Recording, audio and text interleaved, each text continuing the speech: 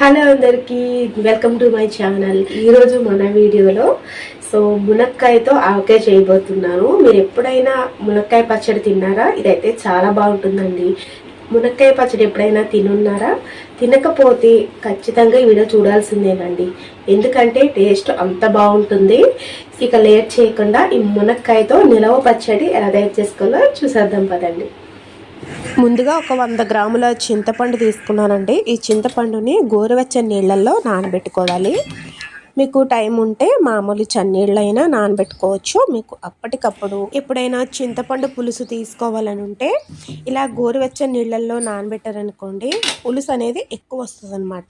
ఈ చింతపండు పులుసు మరీ పలచగా కాకుండా కాస్త చిక్కగా తీసుకోవాలండి. ఎందుకంటే మరీ పలచగా తీసుకున్నాం అనుకోండి, ఉడికించడానికి ఎక్కువ టైం పట్టేస్తుంది.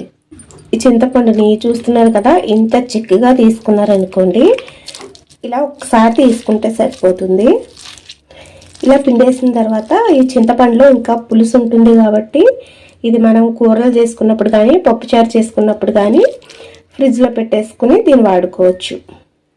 ఇప్పుడు ఒక గిన్నెలోకి ఇలాంటి స్ట్రెయినర్ ఒకటి పెట్టుకొని ఈ చింతపండు పులుసుని ఇలా వడకట్టేశారనుకోండి, ఇందులో ఉన్న పీచు పెంకు లాంటిది సపరేట్ అయిపోతుంది.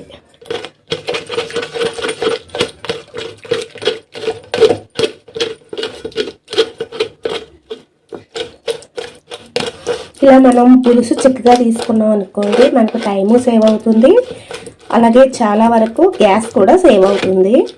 ఎందుకంటే చింతపండు పులుసు ఉడకడానికి చాలా టైం పట్టేస్తుంది కాబట్టి మీకు వీలైనంత మట్టికి పులిహోర చేసుకున్నా ఇలా పచ్చళ్ళకు చేసుకున్నా కానీ ఇలా చిక్కగా పులుసు తీసుకున్నారనుకోండి తొందరగా ఉడికిపోతుంది.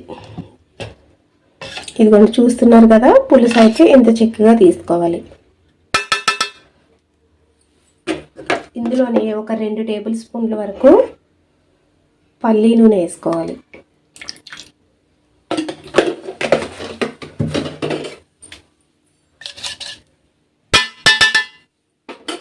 ఇప్పుడు ఈ చింతపండు పులుసుని దగ్గర పడేంత వరకు గ్యాస్ మీద పెట్టి ఉడికించుకోవాలి.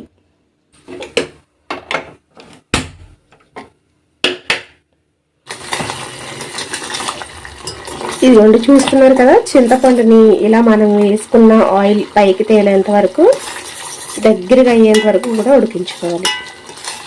ఇదిగో చూస్తున్నారు కదా, ఆయిల్ అంతా కూడా ఇలా సపరేట్ అయ్యేంత వరకు ఉడికించుకోవాలి. అప్పుడే చింతపండు మంచిగా ఉడికినట్టు. ఇదిగోండి ఇలా. ఇప్పుడు ఈ చింతపండు పులుసుని పూర్తిగా చల్లారేంత వరకు పక్కన పెట్టుకోవాలి. ఇప్పుడు గ్యాస్ మీద ఇలా ఒక చిన్న బాండి పెట్టుకొని ఇందులో ఒక 2 టీ స్పూన్స్ వరకు ఆవాలు, 1 టీ స్పూన్ మెంతులు. ఇప్పుడు వీటిని చిన్న మంట మీద ఫ్రై చేసుకోవాలి. గ్యాస్ని హై ఫ్లేమ్లో పెట్టేస్తారనుకోండి, ఇవి లోపల ఫ్రై అవ్వకుండా పైన మాత్రం మాడిపోతూ ఉంటాయి కాబట్టి గ్యాస్ని సిమ్లో పెట్టుకొని ఫ్రై చేసుకుంటే మంచిగా లోపలంతా కూడా ఫ్రై అవుతుంది. ఈ ఆవాలు ఫ్రై అయిన తర్వాత వింటున్నారు కదా, ఇలా చిటపటలాడుతాయి అన్నమాట. ఇప్పుడు గ్యాస్ ఆఫ్ చేసుకుని వీటిని పూర్తిగా చల్లారిన తర్వాత ఒక మిక్సీ జార్లో వేసుకొని మెత్తగా పొడి ఆడుకోవాలి.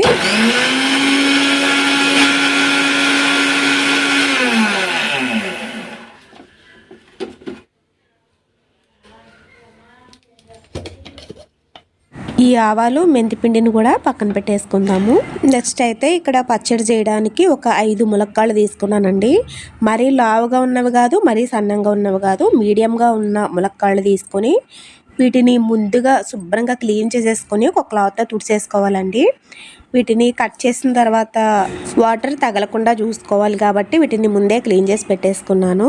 ఇవి మనకి పచ్చడి చేయడానికి కాబట్టి ఒక 1.5 ఇంచ్ ఉంటే సరిపోతుందండి. ఈ విధంగా కట్ చేసుకోవాలి. పచ్చడికి కాబట్టి మరీ చిన్నవి కాదు, మరీ పెద్దవి కాదు, ఇలా మీడియంగా కట్ చేసుకుంటే సరిపోతుంది. ఇప్పుడు గ్యాస్ ఆన్ చేసుకొని ఇలా ఒక బాండీ పెట్టుకొని ఇందులో ఒక 150 గ్రామ్స్ వరకు పల్లి ఆయిల్ వేస్తున్నానండి. ఇందులో మీరు నువ్వుల నూనె వేసుకున్నా బాగుంటుంది, పల్లి నూనె వేసుకున్నా బాగుంటుంది. నేనైతే పల్లి నూనె వేసానండి. ఇలా ఆయిల్ బాగా హీట్ అయిన తర్వాత ముందుగా కట్ చేసుకున్న ములక్కాడలు ఉన్నాయి కదండి, వాటిని ఈ ఆయిల్లో ఫ్రై చేసుకోవాలి. వీటిని మరీ ఎక్కువగా ఫ్రై చేయకూడదండి. మరీ ఎక్కువ ఫ్రై చేశారంటే ఈ ములక్కాడ బిగుసుకుపోయినట్టు అయిపోతుంది, లోపల గుజ్జు కూడా మెత్తగా అయిపోతుంది. కాబట్టి ఏదో ఒక 2-3 నిమిషాలు ఫ్రై చేస్తే సరిపోతుంది అండి. ఇలా ఒక 2 నిమిషాలు ఫ్రై చేశాను నేనైతే, సరిపోతుంది. ఇప్పుడు గ్యాస్ ఆఫ్ చేసేసుకుందాము. వీటిని ఒక ప్లేట్లోకి తీసేసుకుందాం. ఇగో చూస్తున్నారు కదా, ఇలా ఫ్రై అయితే సరిపోతుంది, మరి ఎక్కువగా కాకుండా. మరి ఎక్కువ ఫ్రై చేశారనుకోండి పచ్చడి టేస్ట్ అనేది మారిపోతుంది.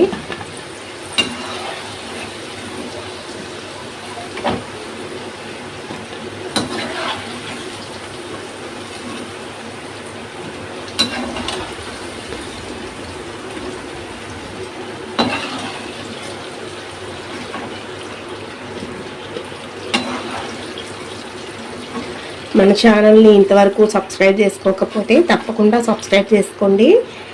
మీరు సబ్స్క్రైబ్ చేసుకుంటే నేను పెట్టే ఇలాంటి వీడియోస్ అన్నీ కూడా మిస్ అవ్వకుండా మీ ఫోన్కి నోటిఫికేషన్ రావడం జరుగుతుంది. ఈ ములక్కాడలు ఫ్రై చేసుకున్న ఆయిల్లోనే పచ్చడికి పోపు కూడా వేసేసుకుందామండి. ఇందులోనే 1/2 టీ స్పూన్ ఆవాలు, 1/2 టీ స్పూన్ జీలకర్ర, ఒక 2-3 ఎండుమిర్చిని ఇలా తుంచుకొని వేసుకోవాలి.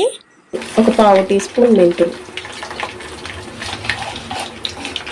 ఇవి ఇలా ఫ్రై అయ్యాయి అనుకున్నప్పుడు గ్యాస్ ఆఫ్ చేసి ఇందులోనే ఒక 10 పొట్టు తీసిన వెల్లుల్లి రెమ్మల్ని వేసుకోవాలి. ఇందులోనే ఒక 1/2 టీ స్పూన్ ఇంగువ. ఆయిల్ వేడిగా ఉన్నప్పుడే ఇంగువను కూడా వేసుకోవాలి. ఈ పోపు కూడా పూర్తిగా చల్లారేంత వరకు కూడా పక్కన పెట్టేసుకుందాము. సో పచ్చడి కలపడానికి మనకి అన్నీ రెడీ అయిపోయాయి. ఫ్రై చేసి పెట్టుకున్న ములక్కాళ్ళు, ఉడికించుకున్న చింతపండు పులుసు, మిక్సీ పట్టుకున్న ఆవాలు, మెంతిపిండి, అలాగే పోపు కూడా ఫ్రై చేసి పెట్టేసుకున్నాము. ఇప్పుడైతే మనకి పచ్చడి కలపడానికి అన్నీ రెడీగా ఉన్నాయి కాబట్టి పచ్చడి ఎలా కలపాలన్నది చూసేద్దాం రండి. నేనైతే ఈ పచ్చడి కలపడానికి BVR స్పైసీ చిల్లీ పౌడర్ అయితే తీసుకున్నాను.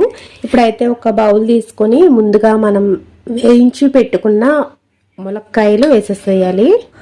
60 గ్రాముల వరకు కారపొడి. నేనైతే ప్యాకెట్ కారం తీసుకున్నానండి. మీ దగ్గర ప్యాకెట్ కారం లేదు అంటే పచ్చి కారం మన ఇంట్లో ఆడించుకున్నది అదైనా వేసుకోవచ్చు. అలాగే ముందుగా పొడి చేసి పెట్టుకున్న మెంతులు, ఆవాల్ని మిక్సీ పట్టుకున్నాం కదండి, ఆ పొడిని కూడా ఇందులో వేసేసేయాలి. ఫస్ట్ 1 టీ స్పూన్ సాల్ట్ వేసుకుందామండి. సరిపోకపోతే తర్వాత వేసుకుందాము. అలాగే ఉడికించుకున్న చింతపండును కూడా వేసేసుకుందాము.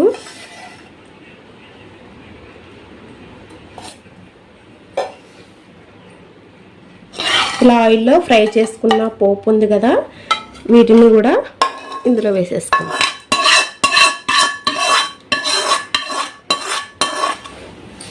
వీటన్నిటిని కూడా అన్నీ కలిసేటట్టు కలుపుకోవాలి.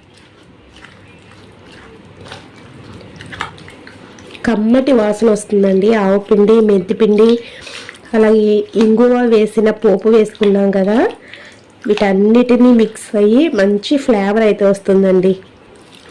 ఈ పచ్చడి ఎప్పుడెప్పుడు అన్నంలో కలుపుకు తిందామా అనిపిస్తుంది, అంత బాగుందన్నమాట ఫ్లేవర్ అయితే.